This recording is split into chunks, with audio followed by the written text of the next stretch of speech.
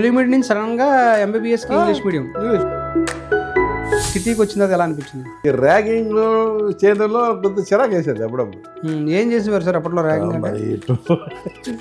అమ్మాయిలు గట్టిగా చేసేవారండి అబ్బాయిలు. డాక్టర్ అయిన తర్వాత ఏం చేశారు సార్ తర్వాత? అంటే డాక్టర్ అయిపోయిన వెంటనే ఢిల్లీ ఇక్కడ వైజాగ్లో ఉండదలుచుకోలేదు. ఎందుకో ఏ ఎగ్జామ్ రాశారు సార్? యూపీఎస్సీ. అది రాస్తే వచ్చేసింది. ఒక జత బట్టలతో ఢిల్లీ వెళ్ళారు. ఒక జత బట్టలతో నా ఒంటి మీద అండి. ఎక్స్ట్రా ఏం లేవండి. ఆ రోజు అనిపించింది సార్ చచ్చిపోతానేమో అని. అప్పుడు తెలిసింది సార్ పేదరకం అంటే.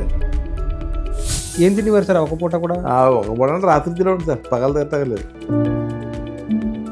సివిల్స్ రాయాలనే ప్రేరణ ఎవరో ఒకరి ద్వారానే వస్తుంది. ఎవరు కలిగించారు మీకు అది?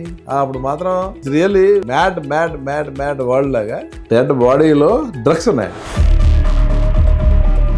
అనిల్ అంబానీ గారిని అరెస్ట్ చేయాలనుకున్నారంట. ఇన్ఫోసిస్లో ఒక ఇన్సిడెంట్ జరిగింది సార్. నేను కట్టకపోతే ఏంటి నా ప్రొవిజన్ ఏంటి అన్నాడు. అరెస్ట్ చేయాలి సార్. ఆయన చెప్పింది ఒకే ఒక సెంటెన్స్ కామెంట్ చేసి వెళ్ళిపోయాడు. విజయ్ కుమార్ అని కంపెనీ అని మైకల్ జాక్సన్ వచ్చినప్పుడు డైమండ్ మర్చెంట్ అతను ఐఆర్ఎస్ చేస్తున్న సమయంలో సడన్ గా రాజకీయాల్లోకి ఎలా వచ్చారు అసలు?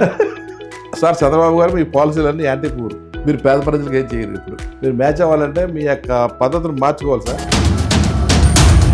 ఆవిడ పోవాలా, ఎంబీబీఎస్ వదిలేసావు, ఐఆర్ఎస్ వదిలేసావు, ఏంటి ఎంపీ అంటావు, అదేమో అసలు తెరవదు, ఏం పెట్టదు, ఎలా గెలుస్తావు? రాజశేఖర రెడ్డి గారితో మీకు పరిచయం ఉంది సార్? ఎప్పుడైనా కలిసారా? తక్కువ చెప్పాలంటే. అదేదో 12 లక్షలు కదా అని తక్కువ అంచనా వేయకండి సార్. 12 లక్షల హృదయాలు ఉన్నాయి సార్ అక్కడ. మీరు వస్తే ఆ హృదయాలు విరజల్లుతాయి సార్.